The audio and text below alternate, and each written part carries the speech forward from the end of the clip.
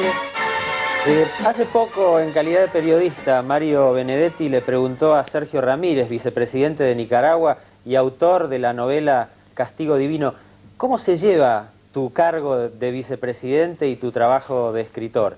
Y Sergio Ramírez le dijo, eso es lo más difícil, separar esas dos cosas conceptual y prácticamente. La historia está llena de grandes fracasos de políticos que se meten a escritores. El mío es el caso de un escritor que se mete a político. Y esa situación límite, esa cornisa, será el tema de nuestro programa de hoy. Escritores políticos, que parece ser en los tiempos que vivimos una misma cosa, y políticos escritores. De eso vamos a hablar con los locos de hoy. David Viñas nació en Buenos Aires en 1929 y su extensa obra incluye novelas como Los dueños de la tierra o Dar la cara, recopilaciones de cuentos como Las malas costumbres, teatro como Lisandro, Tupac Amaru y Dorrego y por supuesto ensayo. Literatura y realidad política, Indios, Ejército y Frontera son algunos de sus títulos. Pese a que se autodefine como independiente, es candidato a intendente para la ciudad de Buenos Aires por la Izquierda Unida. Mario Pacho O'Donnell nació en Buenos Aires en 1941 y es médico y psicoanalista. Es escritor y publicó cuentos y novelas como Copsi, La seducción de la hija del portero, El tigrecito de Montparnasse, Las hormigas de Carlitos Chaplin, Doña Leonor, Los rusos y los yanquis. Es autor de teatro, Vincent y los cuervos, Escarabajos, Lo frío y lo caliente, Lobo estás, y de libros sobre su especialidad psicoanalítica. Trabaja en política desde 1980. En las elecciones de 1983 apoyó a Alfonsín y entre diciembre de 1983 y 1986 fue secretario de Cultura de la Municipalidad, en donde cumplió una brillante gestión. Es candidato a diputado por la Unión Cívica Radical en la capital federal y ocupa el 5º puesto en la lista. Alberto Cormillot tiene 50 años y es porteño. Médico de profesión, ha escrito 16 libros sobre temas de salud, además de una novela junto a Dalmiro Sáenz, Cristo de pie, cuya primera edición no firmó, aunque ya está en librerías la segunda edición que sí aparece con su firma. Entre 1987 y 1988 fue ministro de Acción Social de la provincia de Buenos Aires y actualmente es candidato a diputado por el Partido Justicialista en el puesto número 20. Además de nuestros invitados, hoy tenemos los testimonios grabados de otros 7 locos que escriben y hacen o han hecho política. Ya damos vuelta a la página con el primero. Yo siempre pienso en eso, lo distinto que es ser un escritor que ser un político. Y sin embargo, tantos políticos escriben y tantos escritores se dedican a la política, ¿no? Bueno, hay que ver qué política hacen los escritores y qué literatura hacen los políticos. ¿Opina algo sobre eso? Y opino que los libros de los políticos son libros ocasionales, casi siempre en momentos preelectorales. Y los libros de los escritores son verdaderamente libros y atemporales. Tienen más validez en el tiempo. ¿Y sobre los escritores que hacen política? Generalmente se convierten en funcionarios. ¿En detrimento de la escritura? No, porque no escriben demasiado bien. Ninguno. Ninguno que yo conozca. Una última pregunta, ¿por quién vas a votar el 14 de mayo? ¿Se puede saber? Sí, se sabe. Dígalo, señor. Por el duendecito y el buen mozo. ¿Quiénes son? A ver tu imaginación. No, acá usted Voy conté. a votar por el Sogaray y Natale. ¿Por qué? Porque me gustan, porque me interesan, porque son los únicos que me proponen un verdadero cambio y porque les creo.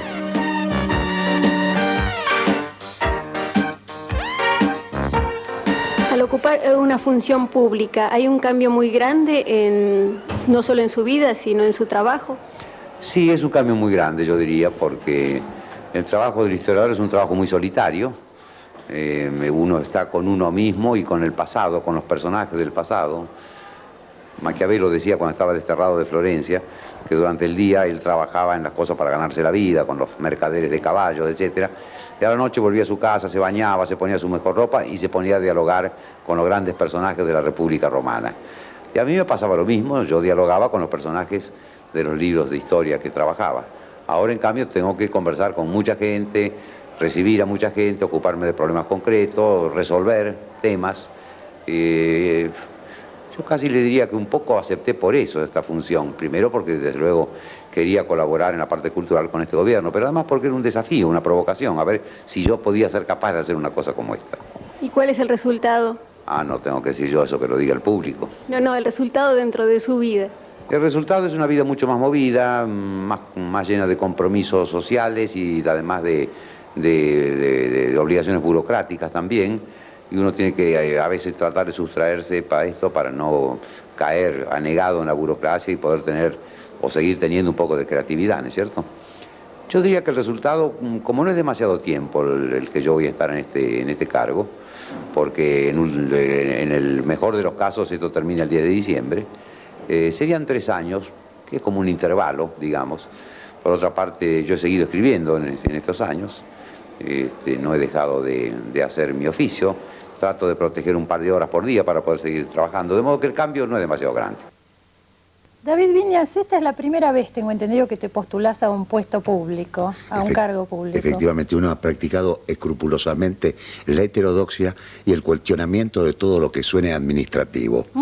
¿Sí? Por eso me llamó la atención. ¿Por qué aceptaste esta vez? Por varias razones. Fíjate, en primer lugar, por una cosa que durante muchos años se habló en el campo de este tipo de faena, que era el compromiso.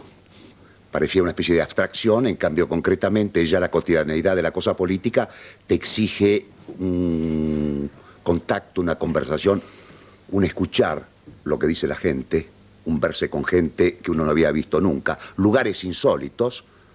Por ejemplo, en Warnes hay un lugar insólito que de alguna manera en Buenos Aires es todo lo contrario del Patro Bullrich, ¿no? Sí, es claro. un lugar, como dirían los periodistas, dantesco.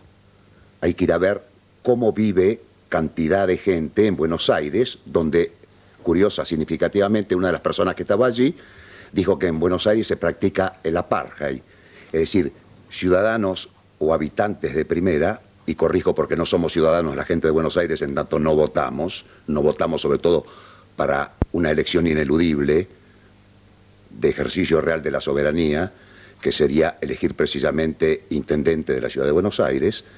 Esta persona de Warnes, ¿sí?, que es una especie de villa miseria vertical, me dijo, en Buenos Aires hay apartheid. Hay gente que participa de toda una serie de privilegios y otras personas que están totalmente excluidas de esto. Bueno, pero vos eso no lo descubriste a raíz de tu candidatura.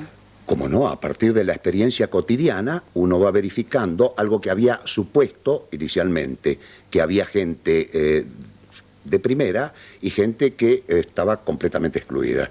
Digamos, como en la Alemania nazi, el frente lo daba el mariscal Göring con todo el pecho lleno de medallas, pero a espaldas del mariscal Göring, de infausta memoria, había un personaje crítico que se llamaba Bertolt Brecht. En México pasó algo parecido, allá por 1910. Estaba el general Porfirio Díaz, que también tenía el pecho lleno de medallas, pero en su contrafrente estaba Emiliano Zapata. En Buenos Aires pasa algo similar, o como en Río de Janeiro, digamos así, el carnaval hacia afuera y la favela con la gente excluida. David, en esa misma dirección, ¿quién sería tu contrafigura? ¿Quién sería mi contrafigura? Digamos, para obviar brevemente, creo que la señora de Viola. Por ejemplo, si tuviera que tomar modelos de mujeres, y esto ya entramos en la polémica que creo que es saludable, sobre todo se trata de literatura y de política, yo diría, por un lado está la señora de Viola, de nuestro lado, la Izquierda Unida, está Eve Bonafini. Son dos modelos de mujer, concretamente. Una señora que distribuye guardapolvos en una villa miseria, casualmente estábamos nosotros ese día, cuando ella distribuía guardapolvos, estábamos en la capilla del padre Mujica, que como todos sabemos fue asesinado por la dictadura militar. En el otro extremo, de estos dos extremos que damos de Buenos Aires, como si fueran polos contrapuestos, una figura de mujer como Eve Bonafini, que sistemáticamente en los años de la dictadura militar creo que corporizó la conciencia moral de este país, denunciando los rasgos de la dictadura militar, tarea en la que, por cierto, se ha obstinado de manera muy lúcida. Eso por un lado. Pero vos me preguntabas por qué. Sí. Decía yo por el compromiso, esto es parte del compromiso. Por otro lado, podría aludir también a algo de tipo muy personal. Son dos nombres de mis hijos, María Adelaida y Lorenzo Ismael. Eran dos muchachos que militaban en la JP hace 15 años y que querían una patria socialista. Ya no están más, digo para decirlo brevemente. María Adelaida y Lorenzo Ismael.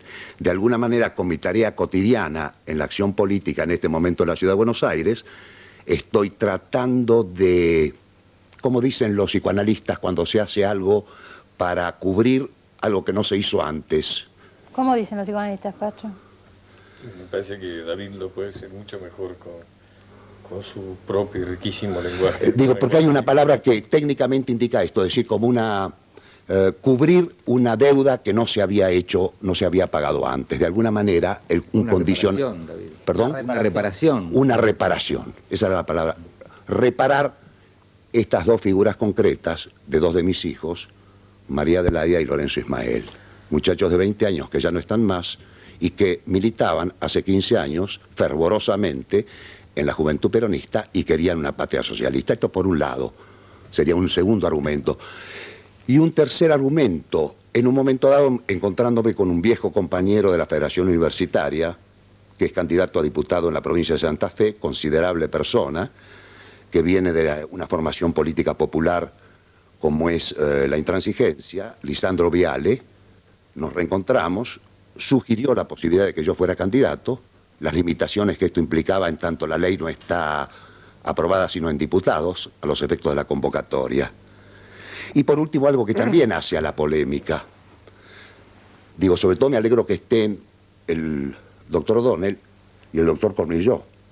En tanto, el punto de partida podría ser, entiendo que las formaciones populares tradicionales han llegado en lo creativo a sus límites.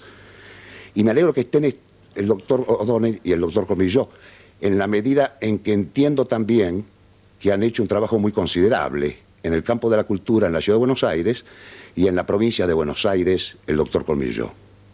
Pero hay dos nombres allí que subrayan, en mi entender, mi perspectiva, desde la Izquierda Unida, desde ya, el caso de Javier Torre. El caso de Javier Torre, que cuando profundiza su tarea en el campo de la cultura, en el Centro Cultural San Martín, en un momento dado le dicen de manera no precisamente amable que se vaya. Eso es un indicador, digo, de una tarea considerable que se venía haciendo desde todo punto de vista que llega a sus límites. Esto es, los límites de lo que yo llamaría la creatividad del radicalismo.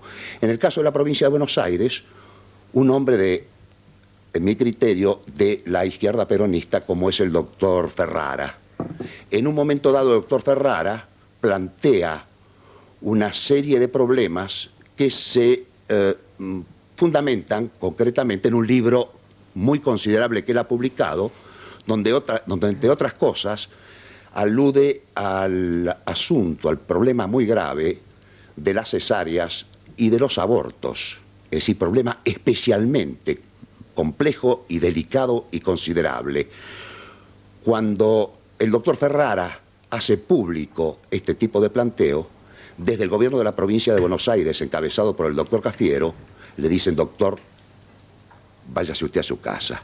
Entiendo que también allí aparecen los límites de la creatividad de una formación popular como es el justicialismo. Sintetizando y para terminar, quizá diría, tanto el caso de Javier Torre como el caso del doctor Floreal Ferrara, desde la Izquierda Unida, nosotros podíamos decir como del personaje de Molière, Javier Torre y el doctor Ferrara son socialistas sin saberlo. Tendrían que estar con la Izquierda Unida. Me gustaría que Pacho O'Donnell y el doctor Cornilló contesten a estas palabras de David Viñas, pero antes nos vamos a un corte con otro testimonio grabado.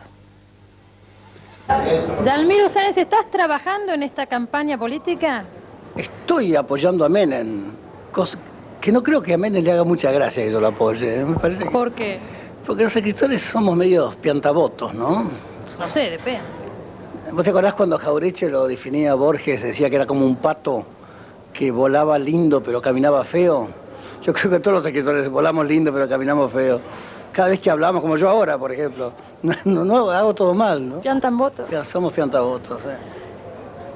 ¿Qué es lo que estás haciendo concretamente en la campaña? ¿Cargo no tenés, o sí? No. Jamás apoyaría un partido capaz de darme un cargo a mí. Ajá. Seguro tendría por lo menos criterio para eso. No, cargo no tengo ninguno, pero lo apoyo en donde puedo, ¿no? ¿Te interesa hacer política? Me interesa la política, sí. Me parece que la Argentina es un país tan político y como es un país de seductores, ¿no? Que la política es a base de seducción. Y la seducción es una forma del arte, ¿no? Es una cosa chanta argentina, pero que es parte nuestra y hay que asumirla, ¿no? ¿Pierde algo el escritor cuando se dedica a la política? Tiempo, energía, ¿pierde algo? No, gana, porque se nutre mucho de todas las cosas falsas del mundo, ¿no? Porque la política es el arte de mentir con la verdad, ¿no? Y la literatura es el arte de mentir con la verdad también.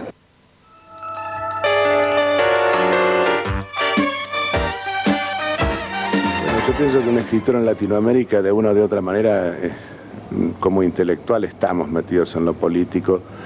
En este mundo tan subdesarrollado es raro que uno con todas las proteínas que comió de chico no incurse en la política. Yo siempre cuando comencé en política, yo pienso que en el año 67, 68 me acerqué a lo que era el PCT, fui candidato a diputado por el PCT, cuando en el 73 fue Coral, candidato a presidente, después en el 83 también fui candidato a diputado por el MAS y en el 85 también. Y ahora, políticamente, participé en la interna como candidato a senador del MAS y ganó el Partido Comunista la elección interna, pero fue una muy linda elección, ¿no?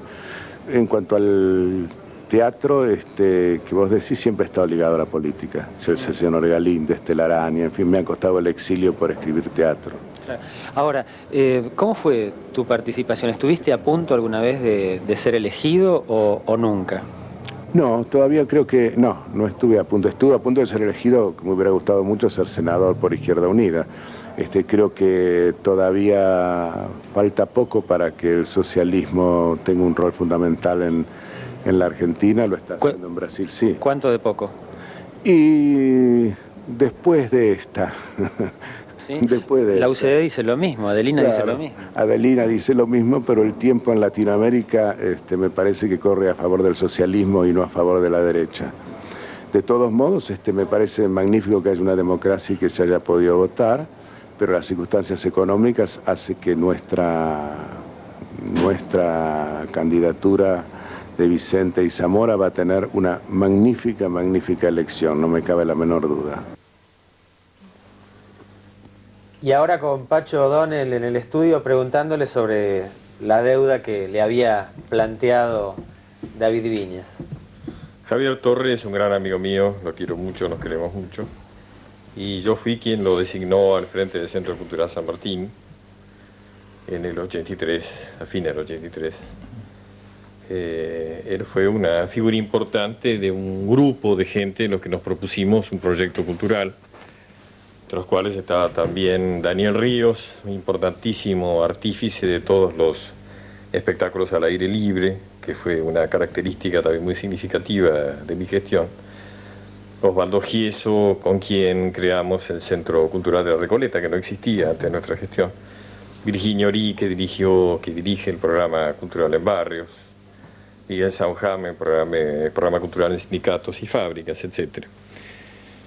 Javier ha sido un excelente funcionario de una magnífica gestión. Él duró más que yo me fui a los 3 años, Javier se fue a los 5 años y seguramente se fue por las mismas razones que yo me fui. Es decir, que como intelectual o como artista uno se siente un poco prestado en la función pública y llega un momento en que uno siente que se tiene que ir. Yo no sé si se puede ideologizar la ida de Javier. Yo creo que hay que sí ideologizar toda la obra que pudo hacer Javier, que yo estoy absolutamente seguro de que fue posible únicamente en un gobierno radical. Yo le diría, por las características, digamos, pluralistas, de libertad, de absoluto respeto por la opinión ajena, de fanatismo por la libertad de expresión y demás, que los radicales creo que a lo mejor hemos estado medio chambones en la política económica, pero sin duda en este aspecto cultural creo que hemos acertado. Yo creo que la Izquierda Unida tiene valores suficientes como para no tratar de tomar prestado gente de otras gestiones, digamos, ¿no? Yo creo que verdaderamente la gestión de Javier ha sido una gestión del radicalismo Y en función de su vida, para mí es una situación penosa porque ha sido una pelea entre dos grandes amigos, como son Facundo Suárez Lastra y Javier Torre. Y por eso mismo los detalles no los conozco mucho, pero yo creo que no es para ideologizar tanto. O sea que en una palabra no se lo prestan a Izquierda Unida. No. Yo creo que Javier pudo hacer esa gestión porque estábamos los radicales en el gobierno. Ahora, si vos tuvieras... Trabajamos juntos, trabajamos muy duro juntos, inclusive lo decía Javier en una entrevista hace poco, donde rememoraba los días en que nos sentábamos alrededor de una mesa y nos divertíamos planeando cosas, con mucha ilusión, con mucha fuerza y con mucho apoyo, digamos, ¿no? Con mucho apoyo. Si vos te hubieras quedado ahí, en ese puesto, ¿podrías haber sido intendente, el puesto para el cual se postulaba ahora David? Yo aspiro a ser diputado, o sea, no sé, a lo mejor sí, a lo mejor soy presidente alguna vez, porque no, la vida es lo suficientemente disparatada como para que también suceda eso. Yo estoy decidido a estar en la política, digamos, yo estoy en la lista de diputados de mi partido, no por un premio a un escritor, sino que estoy como político, es decir, yo estoy como cabeza de un sector político radicalista. Y tiene que ver, si ustedes me van a hacer la pregunta de por qué estoy en política, esas cosas. No, la pregunta, ya aprovecho y la hago, era que vos en la municipalidad hiciste política cultural y ahora Sí. te lanzaste directamente a la política. Porque la política cultural es un mito, digamos, la cultura tiene un límite artificial. Cuando nosotros hacíamos, por ejemplo, que la gente de Mataderos o de Villa Soldati pudiera expresar su problemática, y atendíamos al hecho de la gestación de cultura en esos lugares, y entonces estimulábamos la posibilidad de la dramaturgia, por ejemplo, de esos lugares, y se expresaba entonces la dificultad de lograr que un ómnibus entrara, digamos, en el barrio, y por a raíz de las calles de tierra y a través de la expresión dramática de esta situación, realmente se la comprendía y trataba de encontrar la solución. Inmediatamente para mí me surgía insistentemente la ruptura de ese límite de la cultura y que en última instancia toda solución, toda visión completa de una realidad es a través de la política. Por eso yo decididamente en un momento dado, cuando nadie me pedía que renunciase, que creo que es el mejor momento para renunciar, decidí que mi gestión había terminado, sobre todo que se había asegurado la continuidad, digamos, de una serie de elementos que ya habían sido incorporados por la ciudad y como su gente, como parte ya de Buenos Aires, por ejemplo, digamos, todas las expresiones que nombré antes, y asumí la actitud de un político, empecé a transitar la ciudad, empecé a hablar con punteros, empecé a trabajar con la juventud, empecé a caminar las calles, a tocar los timbres, empecé realmente a hacer esa actividad dura, penosa, difícil, y muchas veces absurda de un político. ¿Es literaria? ¿Tiene algo de literario eso? Yo tengo la impresión de que la política está muy disociada de lo creativo o de lo literario. ¿Dónde te sentís más cómodo? ¿En el trabajo literario, creativo o en la Yo actividad asumo la política como un deber. Es decir, yo desde muy chico, si alguien me pregunta, bueno, ¿qué es lo que ha vertebrado mi vida? Yo diría que desde muy chiquito tuve la sensación de la vida como de algo arbitrario, absurdo, injusto, que tenía que ser modificado. Y yo pienso en esa limitada capacidad de autocomprenderse, pero creo que intenté modificarla, o intento modificarla, en recrearla cuando escribo una novela o cuando escribo una obra de teatro. Intenté modificarla desde lo individual, a través del psicoanálisis, y ahora estoy absolutamente convencido de que el verdadero instrumento de transformación es la política. Nos tenemos que ir a un corte, ¿no? Se me ocurren 1000 preguntas, enseguida volvemos, pero nos vamos con otro video, Carlos. ¿Es compatible la función del intelectual con la de funcionario? Mira, no sé porque yo nunca fui funcionario, ¿no? Algunos de los tantos colegas que pasaron por la función pública, algunos de ellos, muy pocos, no cumplieron un rol muy misericordioso. Algunos de ellos, casi te diría, que tuvieron un desempeño medianamente aceptable. Otros pasaron fervorosamente inadvertidos y no le aportaron nada ni a su literatura ni a la función pública. Pienso que sí, que podría ser, depende del escritor, depende del talento del escritor en todo caso. A mí me interesa más la conjunción no intelectual-funcionario, la conjunción intelectual-política, sobre todo porque yo llegué a la literatura desde la política. Yo me preocupaba primero por la política y después por la literatura en todo caso.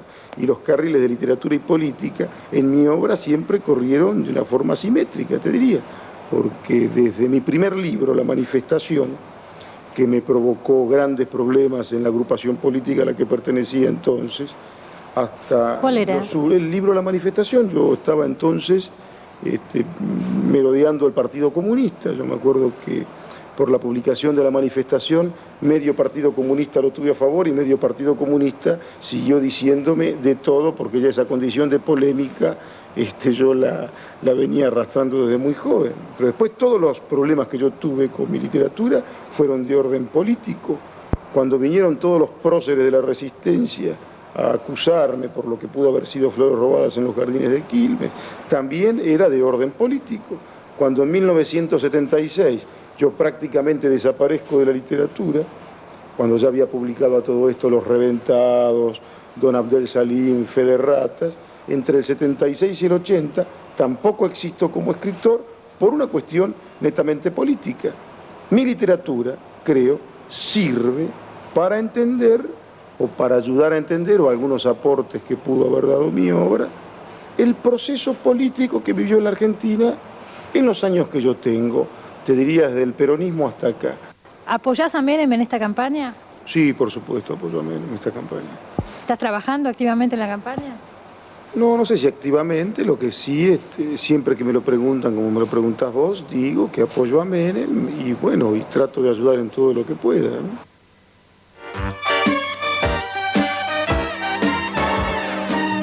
Luis Gregorich es el asesor de la campaña del radicalismo en el área de cultura. Quería preguntarle, Luis, en primer lugar, ¿qué gana y qué pierde un intelectual al actuar en política? Bueno, no es difícil. No es difícil decir que hay muchas cosas que se pierden. Se pierde un poco de tiempo, se pierde la posibilidad de dedicarse a las cosas que más le gustan a uno, que es la lectura, el estudio, la investigación. Pero creo que se ganan también muchas cosas. Se gana la posibilidad de acercarse a temas muy concretos de la vida de la gente. La política finalmente lo que recoge es la demanda de la gente. La política, si no toma la demanda de la gente, no sirve de nada. Entonces el intelectual, que a veces está un poco alejado de la demanda de todos los días de la gente, cuando se acerca a la política gana eso y entiende más a la gente. ¿El rol de intelectual y el rol de funcionario son compatibles? Son absolutamente compatibles. Esto depende de la elección de cada uno. Yo he sido funcionario, ¿no? Pienso que no he dejado de ser intelectual, por eso he sido subsecretario de Cultura hasta el año pasado. No he dejado de ser intelectual.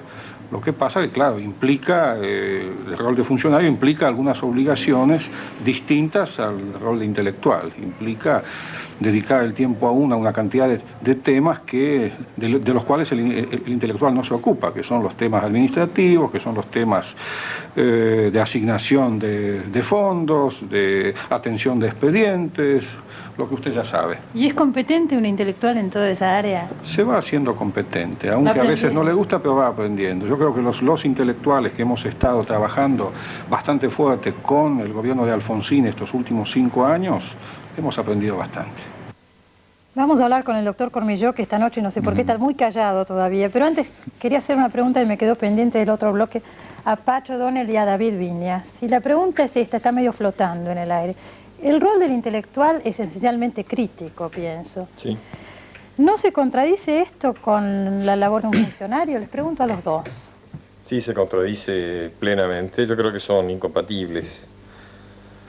Yo dije hace un rato que yo tomaba la política como un gesto de servicio, un gesto de obligación.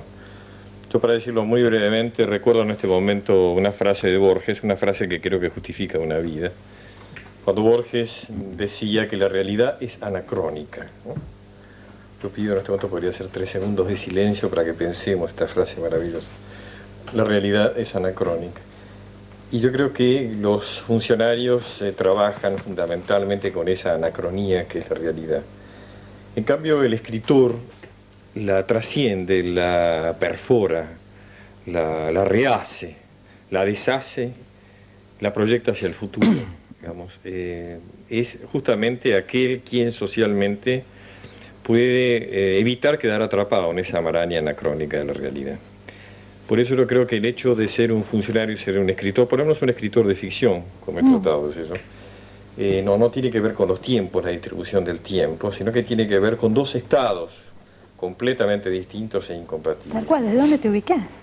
Claro, de cómo está uno por la vida, ¿no es cierto? Yo siempre recuerdo eso de Gaudí, que muerto debajo de un tranvía, ese es un intelectual. Ah. Un político o un funcionario tiene que estar tan atento a dónde está el peligro, qué es lo que lo amenaza, dónde están las presiones, cómo hace para desarrollar una táctica para llevar adelante su objetivo, que está alerta a todo. Es absolutamente impensable que un tranvía lo lleve por delante. Sí. En cambio, un escritor sí, hasta es elogiable que un tranvía lo lleve por delante. David, quiere decir que estaba más allá de lo inmediato, ¿no es cierto? De acuerdo. David, vos sos esencialmente crítico. Yo no te puedo imaginar mucho, perdóname, como funcionario. ¿Vos pensás, es simbólica tu candidatura? ¿Pensás que vas a ganar? Creo que es considerablemente simbólico, pero el país, en realidad la Argentina es un país simbólico, y no hablemos de la ciudad de Buenos Aires. Quiero decir, Buenos Aires y la Argentina son países tan simbólicos que son países de características donde se van acumulando, donde se han ido acumulando toda una serie de deseos que jamás se llevaron a cabo. Quiero decir, tanto Buenos Aires como la Argentina, de hecho, en este momento, y no quisiera sacarle tiempo al doctor Cormillo, no, ya vamos al doctor, son lugares de utopía. En Buenos Aires y en la Argentina, los deseos han sido mutilados sistemáticamente. Esa acumulación de deseos no resueltos, no llevados a cabo, creo que definen a Buenos Aires, que es lo que tenemos más próximo, y a Argentina en general, como lugares de utopía. Desde esta perspectiva es que estoy yo trabajando en la Izquierda Unida. Es decir, esa concepción de la utopía, llevar a cabo toda esa serie de deseos postergados o mutilados, entre otras cosas por la dictadura militar, para no abundar, ¿sí?, para que la Argentina salga, entre otras cosas, de una figura circular, ¿sí? La circularidad creo que es la figura, el círculo, que define a la Argentina. Es algo como un perro que se muerde la cola. Sí, es un círculo, y yo no sé de círculos virtuosos. Nosotros de la Izquierda Unida tenemos una cierta pretensión, apostamos hacia el futuro desde ya. Ese círculo lo queremos convertir en un triángulo. Queremos recuperar lo mejor del justicialismo, sobre todo el justicialismo de izquierda, lo mejor del radicalismo popular, y dar un paso adelante, triangular, salir de la encerrona. Esa es nuestra propuesta fundamental, pero no tanto en función de funcionarios, sino de política, porque había una definición tradicional. El hombre, por definición tradicional clásica, como diría el doctor Caputo, es un animal político. Si se le tacha la política, queda en animal. Es decir, vamos hacia la jungla. Para salir de esa jungla eventual es que la Izquierda Unida, en lugar de la circularidad, apuesta al triángulo, con palabras más enfáticas quizá, a la dialéctica, ¿sí? Está claro. Alberto, tengo en mis manos la segunda edición de Cristo de Pie de Almiro Sáenz y Alberto Cormillot, pero la primera edición era un libro en el que no figuraba tu firma. Como el libro lo escribiste cuando eras ministro de Acción Social de la provincia de Buenos Aires, yo te quiero preguntar, primero, ¿qué pasó? ¿Qué hizo que retiraras la firma? ¿Qué hizo que la volvieras a poner ahora? ¿Y qué pensabas en el momento en que lo escribías, eras escritor y eras ministro? Bueno, ¿puedo hacer primero un minuto, un par de aclaraciones? Pero claro que sí.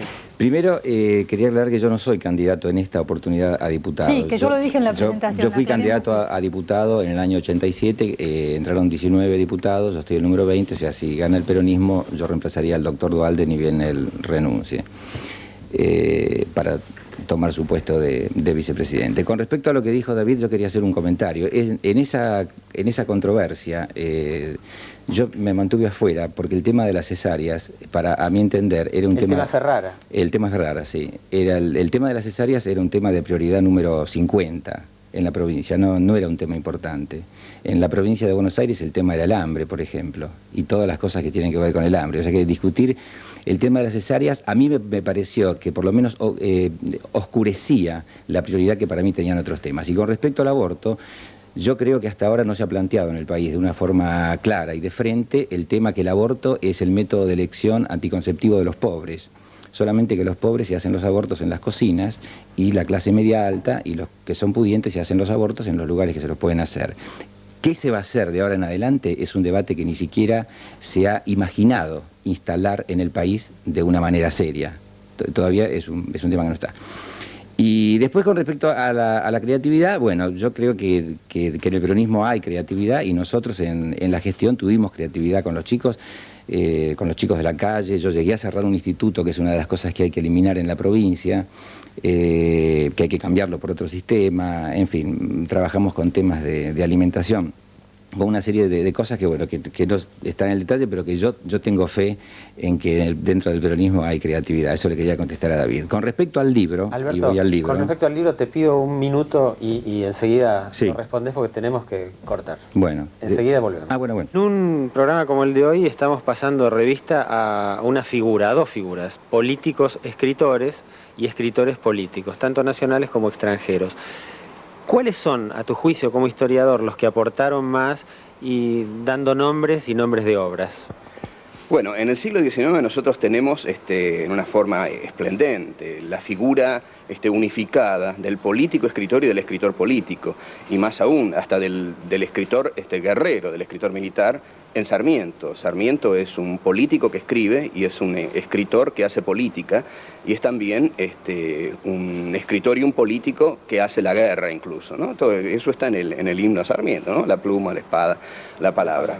Después hay un escritor político que para mí es el escritor político más importante de la historia de la Argentina, que es Juan Bautista Alberdi. Así que si yo tengo que remitirme a una figura de escritor político, sin ninguna duda, Juan Bautista Alberdi y los escritos póstumos de Juan Bautista Alberdi.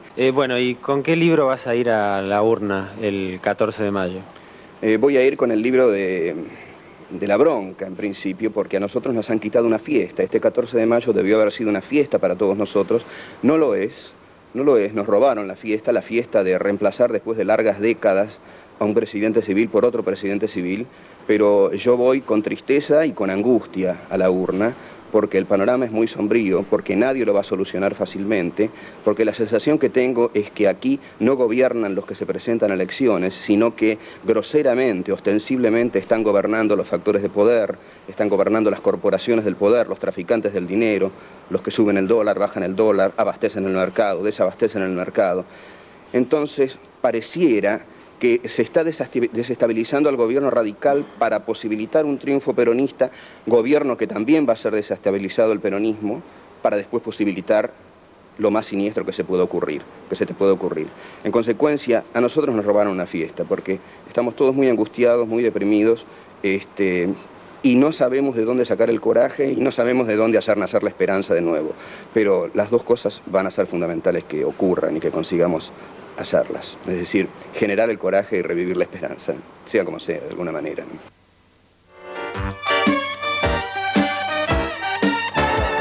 Bueno, el libro nace mucho antes de que yo fuera invitado a participar en la política. Estábamos trabajando con Dalmiro, y cuando empecé a ejercer mi función de ministro se nos acortó bastante el tiempo de trabajo. Él trabajaba durante la semana, yo trabajaba martes y jueves de 6 a 9 de la mañana, el resto del tiempo se lo dedicaba al ministerio, y sábados y domingos trabajábamos de 8 a 20.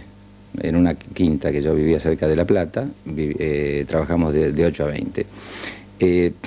Cuando aparece el libro, estaba todavía muy fresca, era en la finalización de mi gestión, y además el libro estaba más vinculado con la situación que se había suscitado en el programa de Sofovich que con la realidad del libro. Y yo en ese momento no quise involucrar ni al partido, ni a instituciones con las que yo estoy relacionado. Entonces decidí que era lo más prudente frente a la situación que se había planteado, que si bien la situación que se planteó fue, yo creo que no es defendible la situación que pasó en el programa de Sofovich, creo que la respuesta fue de tipo medieval, y fue muchísimo peor la respuesta que lo que había ocurrido en el programa. Entonces yo decidí en ese momento retirarme del libro. Después un auténtico sacrificio político es eso. Sí, porque para mí el libro era mi primer novela, yo estaba muy orgulloso, y estoy muy orgulloso de lo que había hecho, trabajé mucho en el libro, aprendí muchísimo al lado de Dalmiro, para mí realmente fue un orgullo, un placer y la consolidación de una amistad trabajar con Dalmiro. Pero, ¿y qué pasa ahora que volvés al libro? Bueno, ahora en este momento mi presentación en el libro no afecta a nadie por dos razones. En primer lugar, porque el libro ya no es el libro del conflicto. El libro es el libro que lo han leído muchas personas. ¿Cuántas? Y el libro lo han leído hasta ahora 11.000 personas, 11.000 ejemplares son los que se vendieron, ¿no? Y bueno, el libro se ha vendido, el libro ha sido aceptado para ser vendido en España y en Europa, y el libro ha demostrado que no es un libro blasfemo ni conflictivo, no es un libro que ataca a nadie, sino que es un libro a favor. Entonces, es por eso que yo decidí incorporar mi nombre al libro, ¿no? A esta altura, por ejemplo, ¿qué te llama más? ¿Te llama más el poder de la política o la literatura? No, a mí de la política lo que me atrajo fue la posibilidad de hacer cosas en el ministerio, pero yo separaría, hay dos tareas en la actividad de un político o en la actividad de un ministro. Una era la tarea de implementar programas y llevarlos a cabo. La otra es la tarea política, que es la de conquistar voluntades, la de anudar lazos, la tarea de la búsqueda del poder. Esa tarea a mí no me interesa.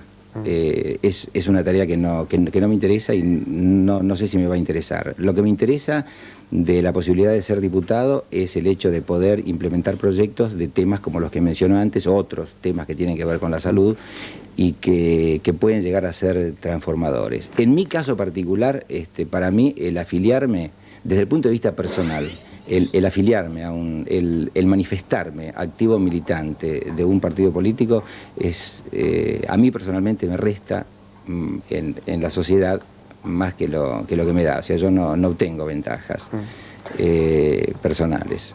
Tal vez una última pregunta a todos. Queda menos de un minuto, así que si quieren decir algo, aprovechen ya. Sí, Ceci. Última palabra y nos vamos. Bueno, sí, eso. ¿Qué quieren decir? Pacho. Cortísimo, ¿eh?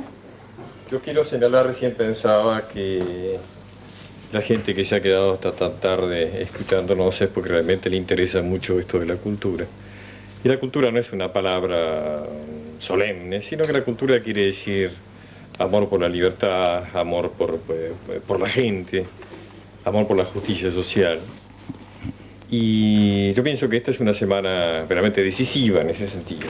Y creo que esto es Argentina Año Verde. Está David, que contó su drama familiar.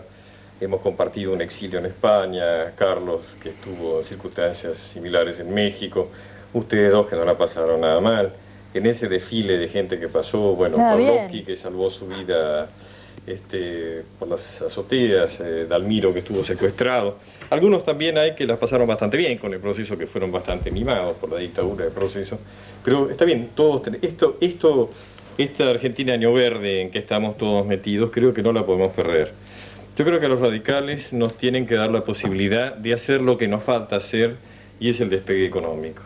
Creo que lo que hemos juntado fuerzas, hemos arreglado las situaciones como para en la colaboración con todos los sectores populares realmente poder dar la batalla definitiva con todos estos factores de presión que en este momento están salvajemente induciendo un voto de bronca y que realmente están buscando que perdamos y que están buscando que después, como muy bien se dijo, que el peronismo sea desestabilizado. Yo quiero creer que realmente no vamos a poner en riesgo esta Argentina Verde por el precio de la leche y por el precio del pan, que es importantísimo. Hablaste mucho más de un minuto, Pacho. Bien, Le quería dar la palabra a David, pero me están haciendo señas desesperadas. Perdón, David Viñas, nos tenemos que ir. No te perdono nada. No me perdonas. Me tenés que invitar otra vez. Perdón, David, y perdón. Yo quiero dar 30 segundos. Nos matan. Sí, porque yo fui el que menos hablé, entonces me los quiero tomar, los 30 segundos. ¿Puede? Yo quería decir que yo hice en el libro un Jesucristo que luchaba por la libertad y por la justicia, pero en este mundo. Y que yo pienso que la libertad y la justicia en este mundo, y yo discrepo con Pacho, pasan por el precio de la leche y del pan. Yo hice un Jesucristo, con todo respeto, un Jesucristo peronista. Es decir, yo hice un Jesucristo peronista que quería... Bueno, señores, felices elecciones. Que nos volvemos a encontrar nosotros el martes que viene. El domingo votamos y el martes están acá con nosotros Chacho Álvarez, Rodolfo Terraño y Marta Ollanarte. Una cosa más. Pero a la 1 de la mañana. Sí, salimos a la 1 de la mañana porque hay un partido de fútbol y bueno, nos han diferido el horario solamente por ese martes. No se duerman, espérennos y hasta entonces. Gracias a todos.